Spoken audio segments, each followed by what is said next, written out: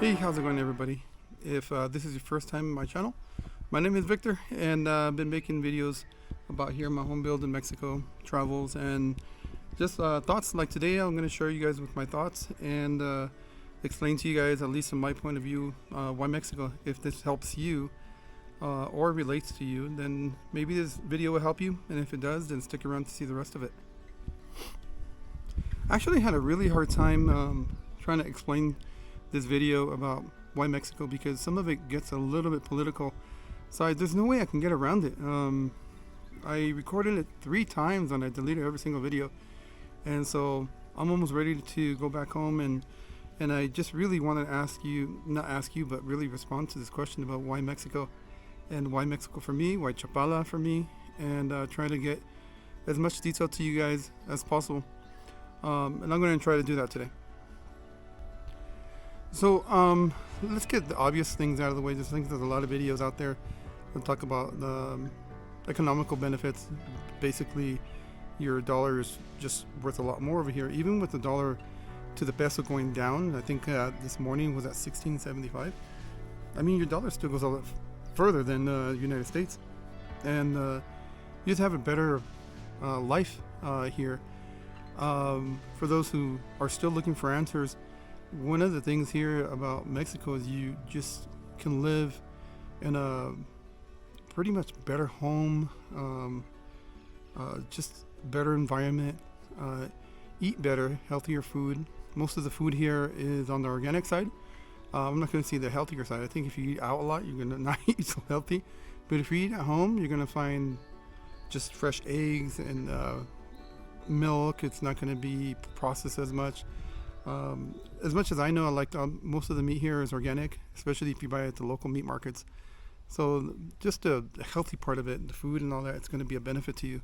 So your money is going to go a long way because you're just going to be healthier. You're not going to be going to the doctor that much. But so I know there's a lot of things out there talking about your health, your finances, the rentals are cheaper, the housing is cheaper. All that's really obvious why a lot of people come, but there's a lot of things. There's another reason why people are coming here, and that's not talked about, and this is the reason why I was kind of like deleting this video over and over again. So one of the reasons for me that's a really big stickler to me is the politics in the United States are getting out of control. I remember I was 21, I'm 53 now, when I went from Mexico to United States. Again, I was born in the United States, and then I have dual citizenship, so that's why it's easier for me to do things. However, politics were a big thing. I mean, I think at that time was Clinton, all that stuff. So politics has always been part of the United States. However, I didn't feel like politics were creeping into your life a lot, and basically things that you're doing kind of forces things on you. So a lot of it right now that's going on, whether you're left or right, if you're Democrat or Republican.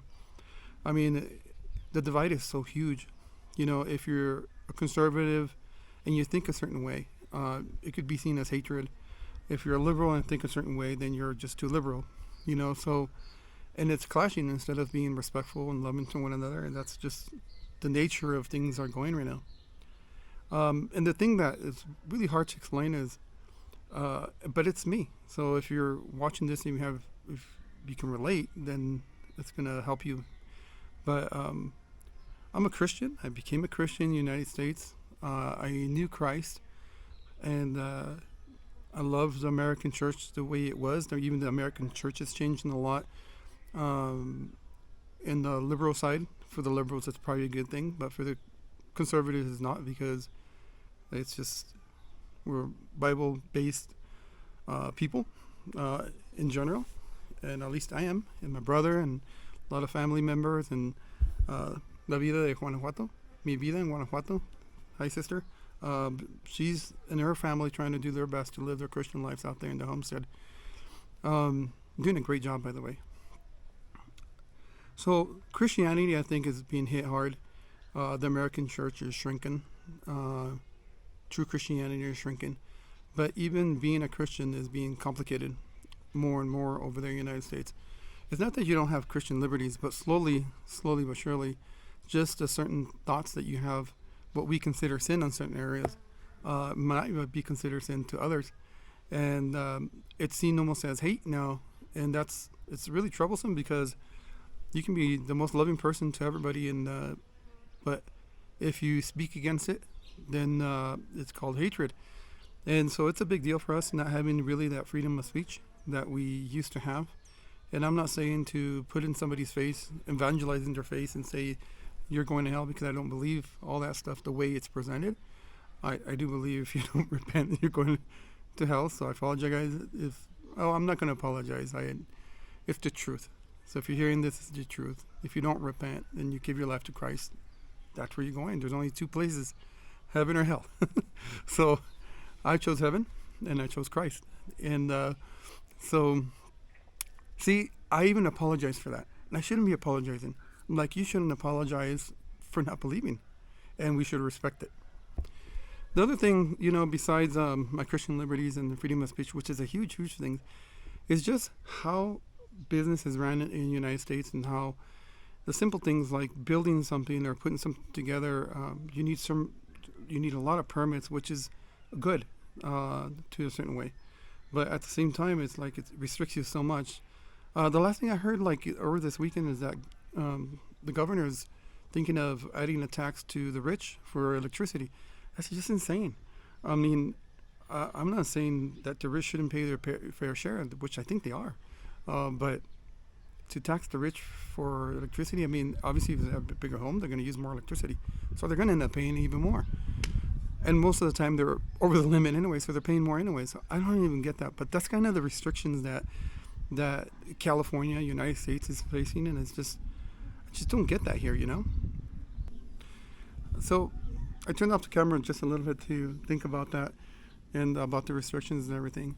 And a lot of that restrictions and laws and stuff like that do beautify a country, because I was thinking like, okay, when you go from Mexico to United States, you're going back home, per se.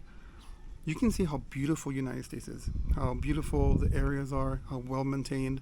You go to a state park, all that stuff. It's because all the taxes that are being paid, but it's also the restrictions and how you have to do certain things with good quality. So that's the good part. It's the charges that go with it. It's just excessive, Over here in Mexico, I mean, there's so much need of infrastructure. It's crazy. The roads are all truly, some places, like the big cities, they're going to be developed. They're going to have all the amenities. It's really nice, like CDMX, Guadalajara, Zapopan, Monterrey, whole Yucatan over here where Tulum is at. They're going to have all those amenities. But in the majority of part of Mexico, it's underdeveloped, and you'll see like homes that are still like very poor, and roads that haven't been, they're just rocks with potholes, so the majority of what you see in Mexico, it's you see that, so you don't see the whole developed part of it. And if you do, you're really in the city, so it's really small areas. So it's kind of, sometimes you're thinking why Mexico they're so undeveloped, but it's mainly because of that. It's like where you see those underdeveloped areas, people are just untouched. What I mean untouched is politically. They might have some politics in there, but they're just simple in the majority part. And I'm saying all of them because there's also a misconception that all Mexicans are so nice and friendly, but we're not. Unfortunately, we're not. Some are darn rude, and that's unfortunate. It's in all the basically all races have it. But as a Mexican, I can see it, and I know a lot of YouTubers say that Mexicans are really nice, which is thank you, really nice. But a lot of times they're not. They can be rude. They're stealing. They're robbing.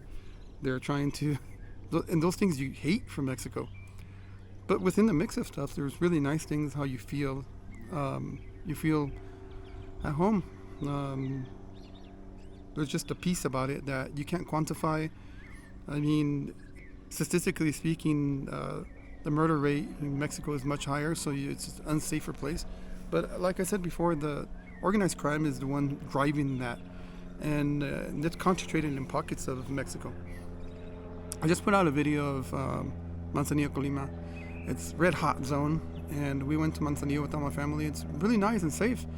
There's hot spots, but it's not the whole state. So the safety part of it is always like it's a United States driven thing, and it's sad. But statistically speaking, yeah, the murder rate is higher, but the crime rate is lower in a sense, and that's including thefts, vandalism, and all that stuff. It's lower than the United States, generally speaking. So, just going back to the topic. Back to the topic. Why Mexico? To me, it's just very simple. It feels like home. There's a peace about it. The safety concern is not as high as people think. There is safety concerns, but you gotta just be careful. The financial benefits that most people talk about, the health benefits that are rarely talked about, but just being less stressed and eating better, eating healthier foods, and having medical availability at an affordable price that you can't really get in the United States. That's a big deal, and just being able to have something like this, and like I said, maybe building a second story over here without having to new permits and pay thousands of dollars. You might say, well, that's for safety, and I say, well, it's just my safety, it's my problem, no? So obviously I'm going to try to build that second story with all the safety concerns and everything. We hire an architect, but that's on us, and we're talking about safety. If you trip in Mexico, it's your fault. If you trip in the United States, you're worried about, well, not you. I mean, if you're a store owner and everything, you trip, you're probably like worried about getting sued. Everybody wants to sue everybody. Here, if you trip, good luck, buddy. You tripped, it's your fault. Ouch. Not everybody's sue happy over here. That's another big factor. All right. Hopefully, I give you guys enough food for thought. This is again me thinking out. I know it doesn't relate with everybody. If it related to you guys, please give me a thumbs up before you guys leave. I really appreciate you guys for sticking around. God bless you. Till next time.